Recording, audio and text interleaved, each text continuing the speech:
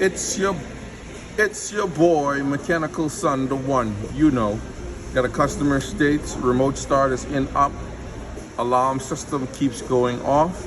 We did a diagnostic check of the BIU or body control module systems, live data review, looking for hood latch position status, and noted that there was no change.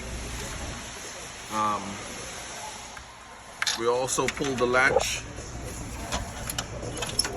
pull the hood latch, and as you can see, you zoom right in, that micro switch is completely corroded.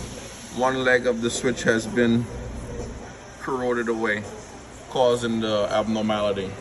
So if you have a customer concern of alarm system blaring or remote start in up, check the BIU, body control module, do a live data review, and see if the PID status changes while opening and closing the hood.